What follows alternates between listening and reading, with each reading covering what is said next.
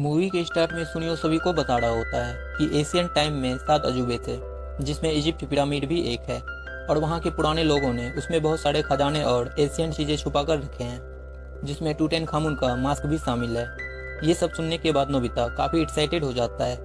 सुनियो बताता है वो खजाना आज भी उस पिरामिड के अंदर कहीं छिपा हुआ है। इसके बाद नोबिता हर समय इजिप्ट के बारे में सोच रहा होता है। वो मार्केट से डोरेमोन के लिए डोरा केक खरीदता है, पर उसे समझ नहीं आता कि उसने डोरा केक क्यों खरीदा। फिर नोबिता घर आता है और अपने गार्डन के घासों को साफ करने लगता है। उसे फिर समझ नहीं आता कि वो ऐसा क्यों कर रहा है। वो रुकने का ट्राई करता है पर रुक नहीं पाता। तभी डोरेमोन वहां आ जाता है और डोरा केक खाने लगता है। फिर नोबिता थक कर डोरेमोन के पास आता है और पूछता है ये सब क्या हो रहा है। फिर डोरेमोन नोबिता को फ्यूचर बुक दिखाता है और बताता है कि तुम इसमें जो भी लिखोगे वो सच हो जाएगा। फिर डोरेमोन नोबिता को दिखाता है कि उसने बुक में लिखा होता है कि नोबिता 30 अगस्त को उसके लिए डोरा केक लाएगा और गार्डन को भी साफ करेगा। ये सुनकर नोबिता सारी बातें समझ जाता है और डोरेमोन पर काफी गुस्सा करता है। फिर नोबिता डोरेमोन को इजिप्ट के खजाने के बारे में बताता है और उसे खोजने की बात करता है, लेकिन डोरेमोन उसे पहले अपना होमवर्क पूरा करने को कहता है, जिस पर नोबिता फ्यूचर बुक की मदद से होमवर्क कंप्लीट कर लेता है। फिर दोनों एनीवे डोर की मदद से इजिप्ट पहुंच जाते हैं और नोबिता वहां तीनों पिरामिड देखकर काफी खुश होता है। पर वहां पिरामिड के सामने टूरिस्टों की काफी भीड़ थी, इसलिए वो दोनों पिरामिड के पीछे वाले एरिया में जाते हैं जहाँ कोई नहीं था। फिर डोरेमोन खजाना ढूंढने के लिए डिटेक्टर मशीन निकालता है और मशीन ऑन करते ही वो खजाने का सिग्नल देने लगता है और नोबिता बहुत खुश होता है। जिसके बाद डोरेमोन सोयल एक्सट्रैक्शन मशीन निकालता है और उन्हें वहां जमीन के अंदर एक किला नजर आता है, जिसे देखकर डोरेमोन काफी हैरान होता है और कहता है कि ये तो एक महान खोज है। फिर नोबिता डोरेमोन को ग्राउंड डिगर से जमीन खोदने को कहता है, पर डोरेमोन उसे आर्कोलॉजिस्ट की तरह खोजना चाहता है। पर धीरे धीरे काम होने की वजह से नोबिता काफी बोर हो जाता है। फिर नोबिता कहता है कि क्यों ना हम उस समय में जाकर खजाना ढूंढें जिस समय ये अंडरग्राउंड किला बना था। जिसके बाद दोनों टाइम बेल्ट की मदद से 1000 BC पास्ट में चले जाते हैं, जहां उन्हें वो किला मिल जाता है। जिसके बाद दोनों पासिंग थ्रू रिंग की मदद से किले के अंदर चले जाते हैं, जहां किले की दीवारों पर बहुत सारे इजिप्शियन पेंटिंग बने होते हैं, जिसे देखकर वो काफी हैरान होते हैं। इसके बाद डोरेमोन लिविंग लाइक गैजेट की मदद से वहां की एक पेंटिंग को जिंदा कर देता है और उससे खजाने का रास्ता पूछता है, जिस पर वो पेंटिंग उन्हें एक दीवार की ओर इशारा करती है। फिर डोरेमोन उसे फिर से पेंटिंग बनाकर दीवार के उस पार चला जाता है। वहां उन्हें एक ताबूत मिलता है। ताबूत वाले कमरे में एक और दरवाजा होता है, जिसके पार जाने पर उन्हें बहुत सारे खजाने मिलते हैं और वो दोनों खजाना देखकर काफी खुश होते हैं। तभी उन्हें वहां किसी की आवाज आती है और वो दोनों काफी डर जाते हैं। इसी बीच नोबिता का फ्यूचर बुक वहीं गिर जाता है, लेकिन जब वो देखते हैं तो वहां एक इजिप्शियन बच्चा बेहोश पड़ा होता है। नोबिता को उसके पास से एक गोल्डन बेच मिलता है। इसके बाद वो दोनों बच्चे को वहां से निकालकर अपने साथ ले जाते हैं। फिर कुछ समय बाद हमें वहां 3 आदमियों को दिखाया जाता है, जो एक खुफिया रास्ते से होकर उस किले में घुस जाते हैं और हमें यहाँ पता चलता है कि उन्होंने ही उस बच्चे को यहाँ कैद कर रखा था, लेकिन उन्हें वो बच्चा नहीं मिलता। तभी वहां से जाते समय उन्हें नोबिता की फ्यूचर डायरी मिलती है, जिसे लेकर वो अपने लीडर वेरू एबू को दे देते हैं। वेरू एबू उन दोनों को उस बच्चे को ढूंढकर मारने का हुक्म देता है। दूसरी तरफ हमें उस बच्चे को दिखाया जाता है जिसे नोबिता अपने घर पर लाया होता है। तभी उसे होश आ जाता है और वो अपना गोल्डन बेच उठाकर नोबिता और डोरेमोन पर हमला कर देता है, लेकिन कमजोरी की वजह से वो नीचे गिर जाता है।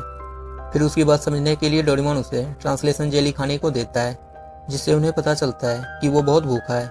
इसलिए नोबिता उसे अपने घर में बने करी राइस खाने को देता है। खाने के बाद वो बच्चा उन्हें थैंक्स बोलता है और बताता है कि वो इजिप्ट का प्रिंस नेमुसेंसु है और उसके पिता के जाने के बाद वो वहाँ का किंग बनने वाला था, लेकिन वेरू एबू उसे मारकर खुद किंग बनना चाहता है। तभी वहाँ नोबिता की मॉम आ जाती है और नेमुसेंसु को देखकर काफी हैरान होती है, लेकिन नेमुसेंसु मॉम को इजिप्शियन गॉडेस समझने लगता है और नोबिता की मॉम हंसते हुए वहां से चली जाती है।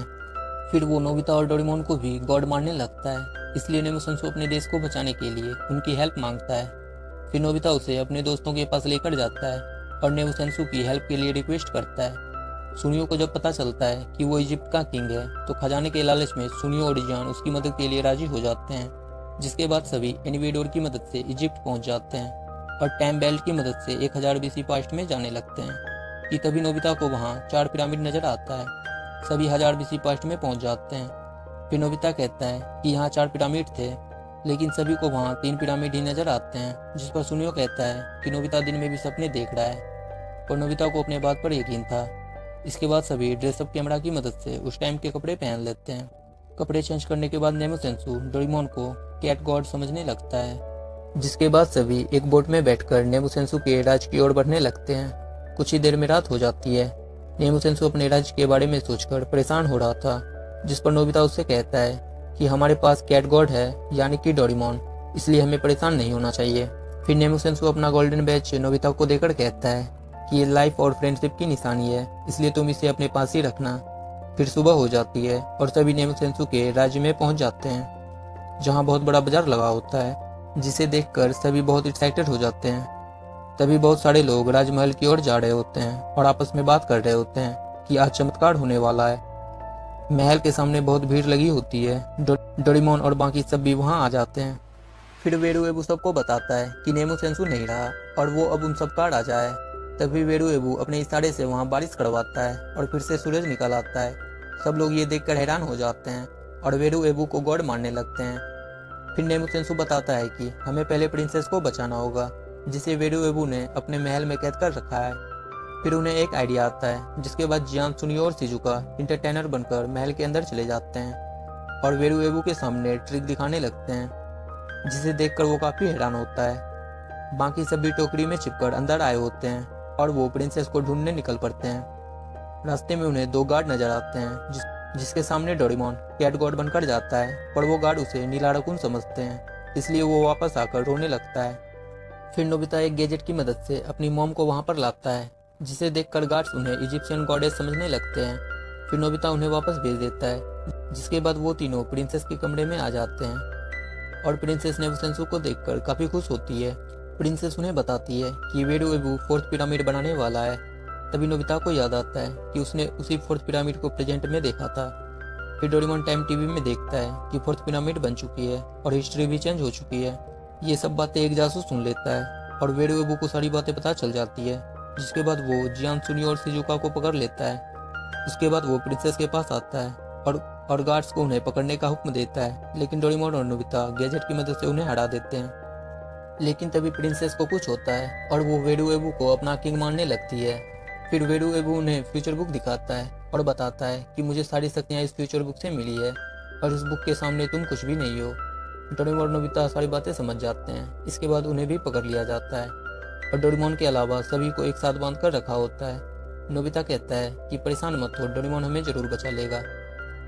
इसके बाद उन्हें बोट की मदद से कहीं ले जाया जाता है। कुछ दिन बीत जाते हैं और उन्हें 4th पिरामिड के सामने लाया जाता है। सभी 4th पिरामिड को देखकर काफी हैरान होते हैं कि ये कुछ ही दिनों में यहाँ कैसे बन गया। फिर उन्हें 4th पिरामिड के अंदर लाया जाता है, जहाँ डोरेमोन को बांध कर रखा होता है। डोरेमोन सबको बताता है कि मैंने ही एक दिन में इस 4th पिरामिड को बनाया है, क्योंकि वेरुएबू फ्यूचर बुक के जरिए मुझे कंट्रोल कर रहा था। डोरेमोन सभी से माफी मांगता है। तभी वहाँ वेरुएबू आ जाता है और नेमुसेंसु को एक रस्सी में बांधकर मगरमच्छ के ऊपर लटका देता है। फिर वो प्रिंसेस को रस्सी काटने का हुक्म देता है कि तभी जियान आग की मदद से अपनी रस्सी खोल लेता है और अपनी बीन बजाने लगता है, जिससे वो मैजिकल रोप आकर गार्ड को हिट करती है और उसे दूर फेंक देती है।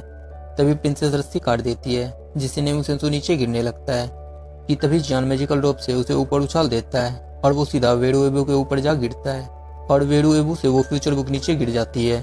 तभी नोबिता एरगन से उस बुक को आग में गिरा देता है, जिससे उस बुक की सारी पावर खत्म हो जाती है। प्रिंसेस भी होश में आ जाती है। वेरुएबू गुस्से में नेमुसेंसु पर अटैक करने लगता है और उसे मारना चाहता है। तभी डोरेमोन अपने गैजेट की मदद से वहाँ की एक पेंटिंग में जान डाल देता है और वो पेंटिंग वेरुएबू को पकड़ लेती है। तब हमें पता चलता है कि वो पेंटिंग नेमुसेंसु के डैड की है। डोरेमोन वापस से उस पेंटिंग को नॉर्मल कर देता है और साथ ही वेरुएबू भी उस पेंटिंग में कैद हो जाता है। सभी सेफली बाहर आ जाते हैं। फिर Doraemon break the mountain sprinkle से उस 4th पिरामिड को तोड़ देता है और सभी चीजें नॉर्मल हो जाती है। नेमुसेंसु को वहां का किंग बना दिया जाता है, जिसके बाद सभी एक दूसरे को गुड बाय बोलते हैं और टाइम बेल्ट की मदद से डोरेमोन और बाकी सब वापस अपने टाइम में आ जाते हैं। सभी अपने अपने घर चले जाते हैं। नोबिता अपने समर होमवर्क को लेकर परेशान हो रहा होता है, क्योंकि फ्यूचर बुक जल चुकी थी। और इसी के साथ इस मूवी की हैप्पी एंडिंग हो जाती है। मूवी का कौन सा पार्ट आपको अच्छा लगा कमेंट कर जरूर बताएं और हमारे चैनल को सब्सक्राइब जरूर कर लें और मिलते हैं आपसे एक नए वीडियो में।